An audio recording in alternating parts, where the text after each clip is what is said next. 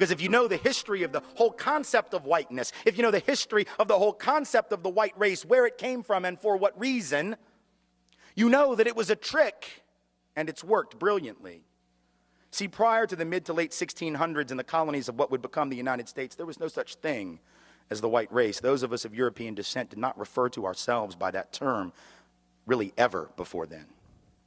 In fact, in the old countries of Europe, we had spent most of our time killing each other. We didn't love each other. We weren't one big happy family. The side of my family that comes from Scotland, hell, they didn't even worry about fighting people outside of Scotland. Highlanders and Lowlanders just fought the hell out of each other. So there was no white race, but in the colonies of what would become the United States, what did we see in the 1660s, 1670s? We began to see that Africans of indentured servant status, many of them not enslaved yet, they were not necessarily permanently enslaved. Some were, others were indentured like many poor Europeans for periods of 7 to 11 years. They could work off their indenture and then they would be free labor technically. Realized, as did the white indentured servants, the Europeans who hadn't even been called white yet, that they had a lot of things in common, like the fact that they were all getting their clock cleaned by the elite. And so they would get together more than our history books taught us, to foment rebellion against the elite, to try to get a better deal for themselves on the basis of economic necessity and economic justice. And what did the elite do? When you see that you're outnumbered by black and white folks who are penniless, landless, peasants, you have to do one of two things. You either have to kill them all, but you can't do that because who's going to work? Rich folks weren't going to. They had to get poor people to work. The whole point was to be a person of leisure back in those days. That was the goal, was not to work.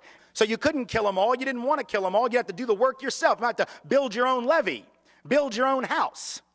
No. Pick your own tobacco, harvest your own cotton. No, we're not going to do any of that.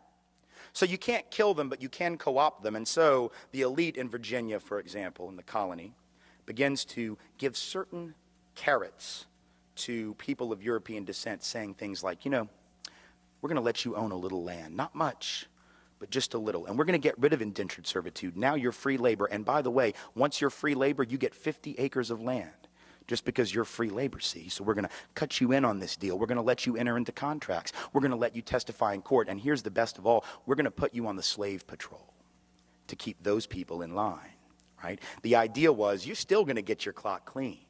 We still don't like you. We still aren't going to really empower you or change your economic subordination, but we're going to make you honorary members of this team, and you're going to help us keep those other people down. And so they got a little taste of power, and it did effectively divide and conquer those coalitions. Those rebellions began to stop almost instantly. Fast forward to the Civil War era, you have rich white folks in the South, where I come from, standing up and openly admitting that the reason they're prepared to secede from the Union, and the only reason they ever articulated publicly, ever, was to maintain and extend slavery and white supremacy not only where it already existed, but into the newly acquired, that is to say, stolen territories from Mexico to the west. That was what they said. Now we lie about it. We say it wasn't about slavery, that it was about states' rights. Yes, the right of the states to keep and maintain slaves, exactly. But back then they had no shame, so they didn't try and cover it up. They openly said it, but once again, the rich didn't want to go do the work. Are you kidding? No. They're going to get poor people to go fight for them.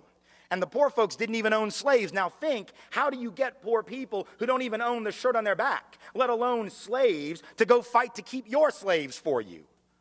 You've got to convince them that their skin is more important than their economic interest. Because think about it, if I am a farmer who has to charge you $1 a day or $2 a week to work on your farm and harvest that tobacco or pick that cotton, but you can get a black person to do it for free because you own them, who's going to get the job? Not me. In other words, slavery actually undermined the wages and the wage base, the economic floor of the typical white working class or low-income person. But they were told, if these people are freed, they're going to take your job. No, fool, they got your job. That's the point. And so at some level, again, working class white people being harmed by white privilege, relatively being advantaged, right? Being given a leg up, being given a membership to the club, but in absolute terms being kept economically subordinated by the very thing that gave them a sense of superiority. How's that for irony?